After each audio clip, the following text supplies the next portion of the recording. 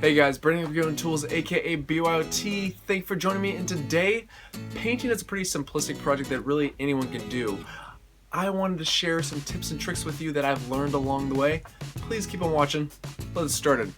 First things first, this is where it all starts. This beautiful light pink slash purplish color that I, for some reason, thought it was a good idea to paint in this downstairs bedroom just because there was a girl living there. Yeah, I don't know. A little crazy. Anyways, moving on. Just like any good paint project, it all begins with the prep.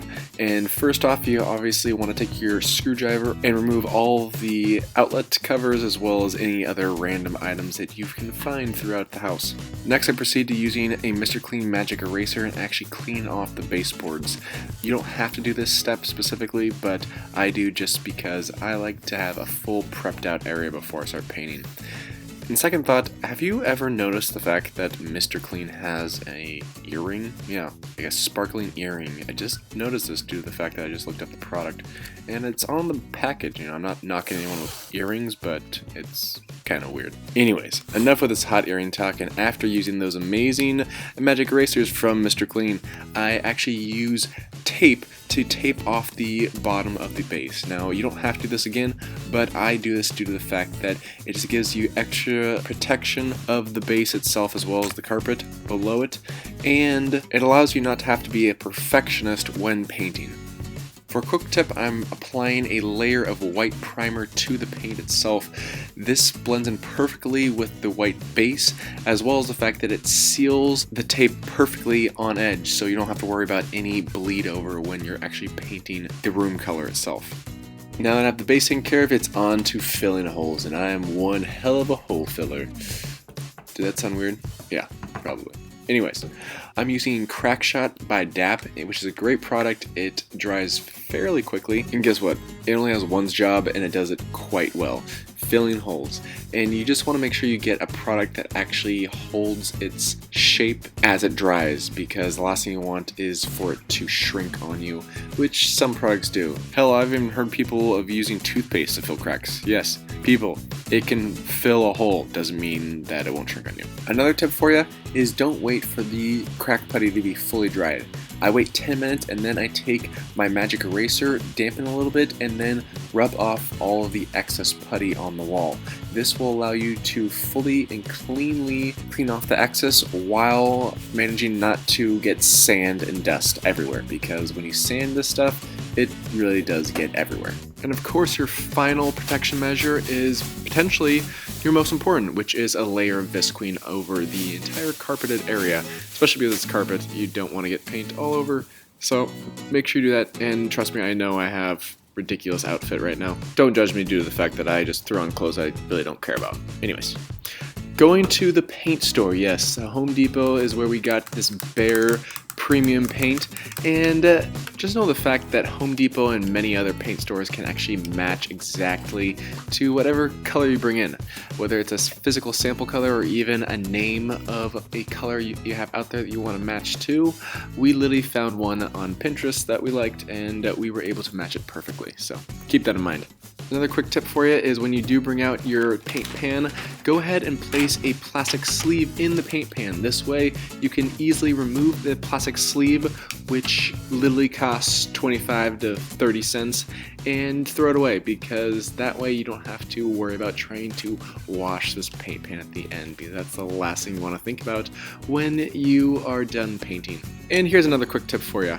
When you pour paint into a pan, it always seems to leave this massive amount of paint just sitting there in the rim itself.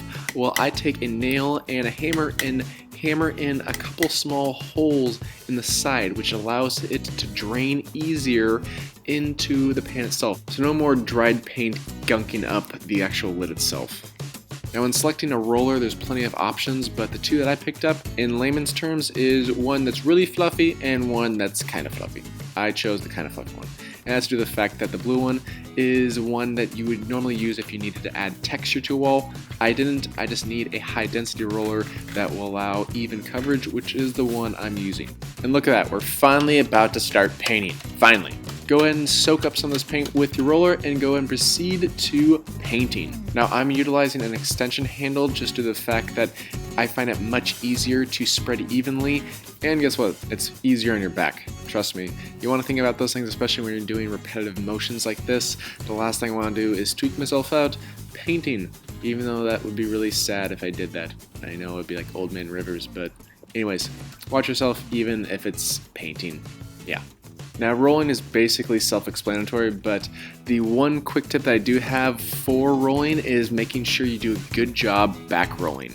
That is the number one key that I find, especially with people that don't have the best painting skills, is they don't properly back roll. You want to make sure once you actually apply the paint to the wall and you do a few rounds of it, you go back and actually back roll to make sure all those seams are covered up, and you're making sure that you're doing it very lightly, so you're just picking up any extra paint that is left behind on the end of the roller. Now, I know you're just watching a man roll paint, but guess what? It's kind of satisfying, right?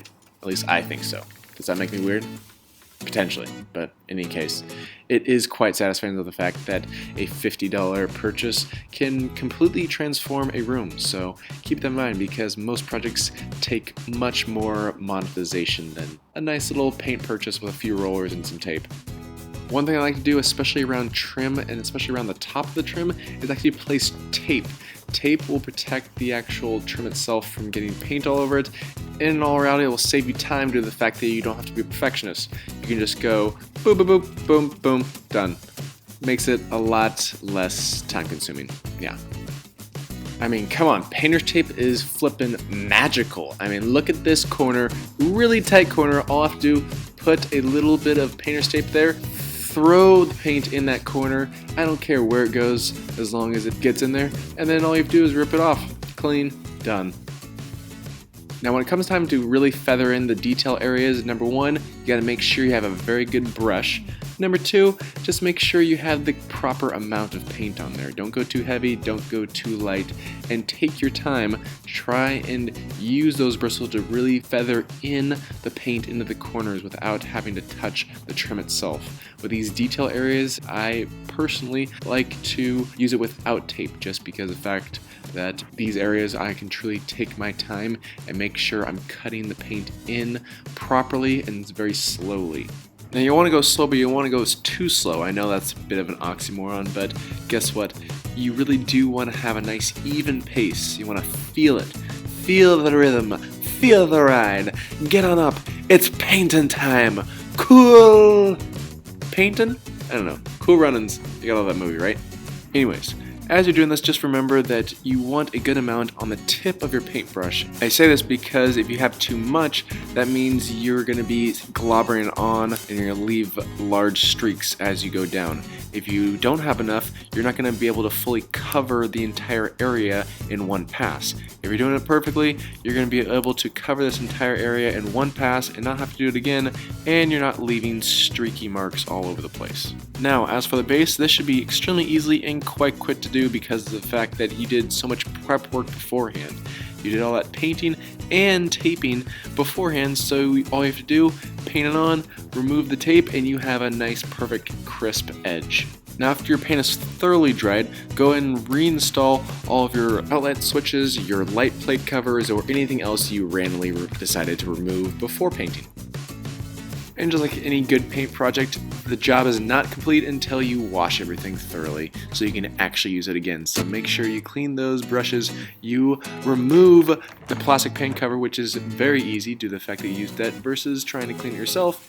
And one final quick tip is actually using a bit of cellophane to wrap the roller beforehand, because if you wrap it with cellophane, it will last literally for weeks, especially if you put it in a refrigerator. So just keep that in mind.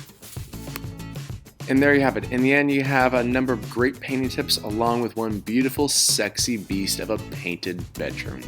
Oh yeah. And there you have it, episode number 32 of BYOT done. As you see, painting a pretty simplistic project that anyone can do along the house, but there are plenty of tips and tricks that I hope you guys found educational. Thank you for watching. Please like the video, please subscribe to this channel, and please check out my Instagram feed. I post there weekly, if not daily. In any case, thank you for your time and finish this time. Of course. I lay down all this visqueen and look where the paint drops. Yep, right there. Real cute.